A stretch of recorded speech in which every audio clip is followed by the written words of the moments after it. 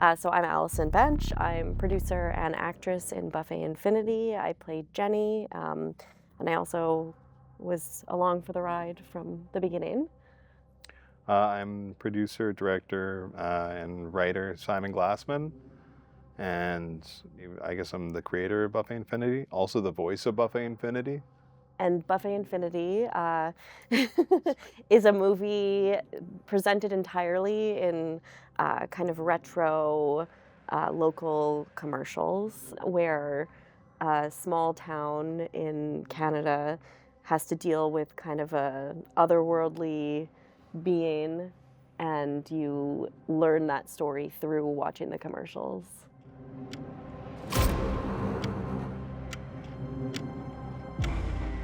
Well, I mean, it had to start with just one commercial and then just slowly build. I wouldn't have done it that way if it wasn't completely necessary inside of the story. There is it's not just it is a story. It is like a very traditional narrative. It's just that there is like, you can really imagine a classic like Stephen King Castle Rock picture happening, like it, inside of the film, just off to the left. We see only glimpses of what the actual story is, and because of that, we don't get a clear view of what the story is, what the actual story is. We just get like, yeah, everything's a little bit obfuscated, and by doing that, it actually kind of adds to the mystery.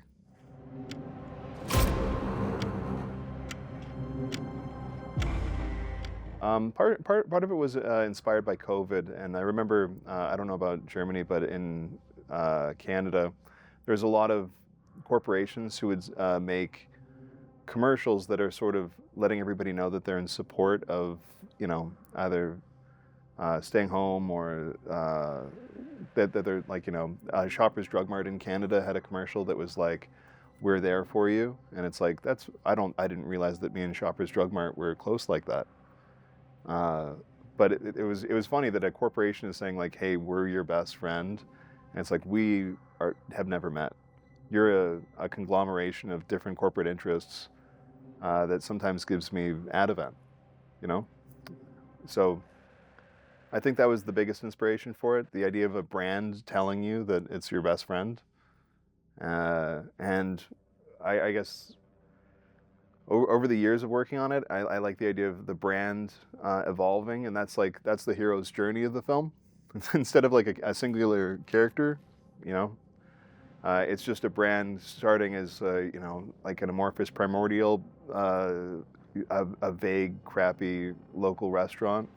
It's that clearly doesn't have a big budget for the commercials, to eventually rising up and becoming like a global empire. That's what I feel like makes the movie kind of special. We don't realize who the hero is, and by the end we're like, oh no, it's the bad guy.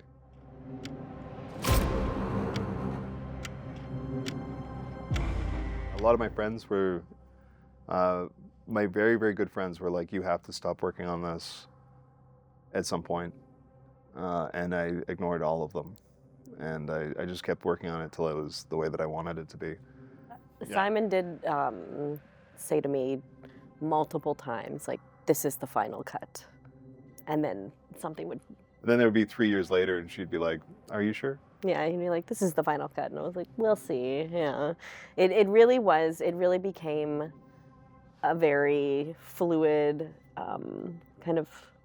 I don't want to say living thing, but it felt like it just changed. So, like, if you had seen the first version of Buffet Infinity, it was so much different than the version that is being released. Because each version, like the brands, like it kind of oscillates between sort of like a left-wing grifter to a right-wing grifter, just within like a couple minutes. God knows what that means. Buffet Infinity itself really just wants people's attention, and it's just willing to do whatever it can to get it. And I also think it's like people are really relating to it in the sense that right now there's always all this talk of like fake news and like you can't trust the media, and I think that it also jumps onto that kind of narrative too.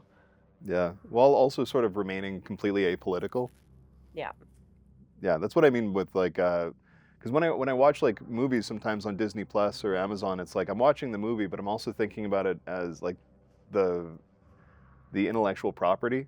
You know, I'm watching like dueling corporate interests a lot of the time. Like you know the show The Boys on Amazon. It's like making fun of superheroes on Disney Plus. It's because they have differences in the rivalry going on.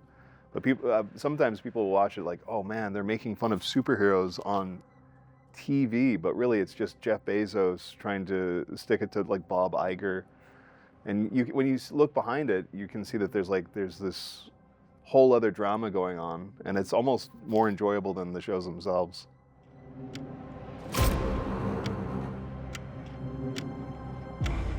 I mean, over COVID, a lot of my friends, my comedian friends in Edmonton, became content creators, and really popular ones. They got tens and sometimes hundreds of thousands of followers. And I was kind of, at the beginning of COVID, like, I guess I should become a content creator, but I had this background in film, and I was like, I want to make short things, but I want to make one big short thing. Originally, it was going to be a short. Yeah. I think, yeah. And so and you know, you're saying but it was completely self-funded. Yeah, so we didn't have, that's why it kind of took that long, because financially you have to just kind of put what you can into it. But it ended up working out, so. Yeah, we had to shoot piecemeal. So like I'd work for a little bit and then we'd shoot, and then work for a little bit, then shoot, and and also reshoot like pretty consistently. I feel like that's the biggest lesson of the film is just like, if you're not happy with something, you cut it out or you reshoot it till it's good. That should be like the first rule of every film school, is just like, you can't, if it doesn't work, then don't show it to people, and just work on it till it does.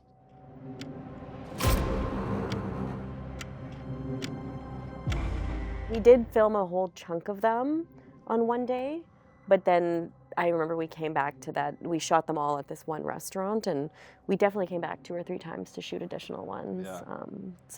And I think every segment was like that. Like there was like a big day where we shot a whole bunch of that commercial, but then there would need to be more added as the story kind of adjusted. It's hard not to make it sound like it's like a mistake, but it's like, it's the film cooking. It's like organically evolving and growing and getting better. But it's hard to explain to a bunch of people who are sometimes working for free, like, no, this is actually good that we're doing this again.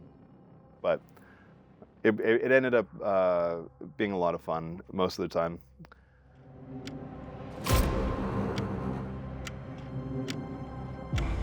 Yeah, there's no complete script. There's just dozens and dozens of smaller scripts. Sometimes the script would just be one line or one piece of dialogue or something. The first thing that you wrote, though, was just the Buffet Infinity commercials. So originally the story that you came up with, I think it was maybe like 10 different Buffet Infinity commercials, and that was the whole thing. Yeah. That told the story, just like as you're going through these commercials, it's getting more sinister, and you can tell that something, and like it would mention the sinkhole, and then you kind of built out from that. The whole film is, I think this is going to be on the Blu-ray, but it was a radio play that lasted like 30 minutes, and that was completed. And I was like, well, I guess I'm done Buffet Infinity. And then I started adding video and some stock footage to it, and I was like, this might make a good short. And then, 3 years later, I was like, what if it was an hour and a half long?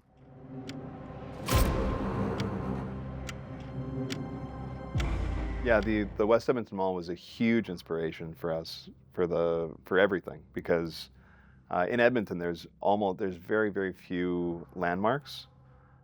It's a lot of box stores and a lot of apartment buildings and a lot of suburbs and stuff. There's very few things that are like uniquely Edmonton the way West Edmonton Mall was. It was, I think, the biggest mall in the whole world for probably 5 or 6 years, and it's weird to live in the shadow of this huge entity in the middle of the city.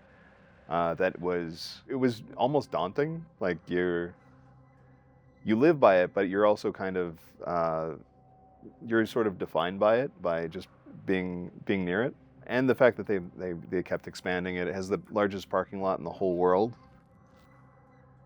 Um, so I knew that even pretty early on in like even when I was a teenager, I would probably write something about West Edmonton Mall. I wasn't sure if it would be specifically about it, or I'd try and make something that I legally didn't have to pay anybody, which is which is this movie, which is about West Edmonton Mall, but without actually having to say it.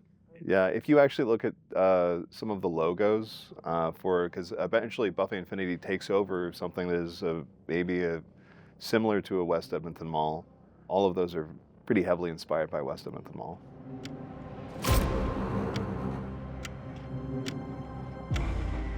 I'm curious how like international audiences are taking it because for us, and I think Simon, that was like a big part of when you were making it, that in Canada in like the late 90s and early 2000s, if you watched TV too late, it just became kind of infomercials like that, like very low budget infomercials for sometimes local businesses. Sometimes it would be like phone and get this item, and so it feels very nostalgic to me, the commercials, because the way TV used to be, that was a big part of it for us growing up.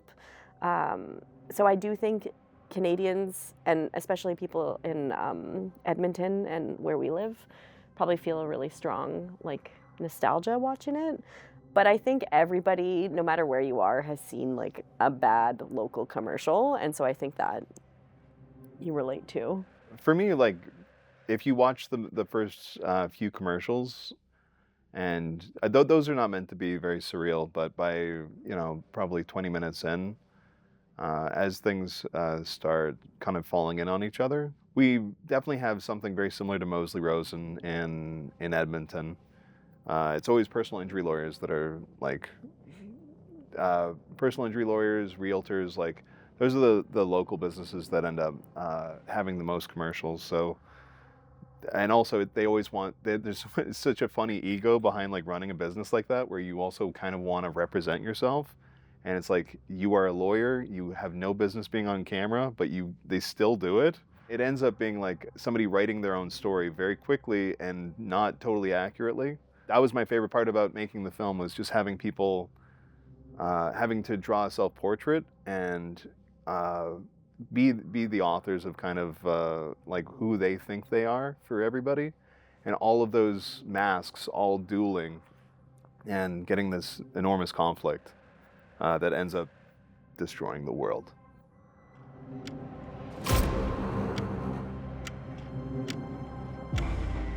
The actor who plays Moseley Rose in The Lawyer has been very heavily implying that he wants a spin-off film. I don't know what that would look like. I'm not sure if you guys saw the film, but the big reveal was that he has a dick that blinks like an eyeball. I mean, I don't know if it would be like a Starsky and Hutch with the eyeball, like having some funny dialogue with Moseley, or they become like detectives together, but I don't know if we're ever going to do another thing with Moseley Rose. I said to Kevin that like if he really wants to do it by himself, he's totally in. I will give my approval. He'll own the intellectual property, and then maybe it'll become like a sort of a Splinter universe.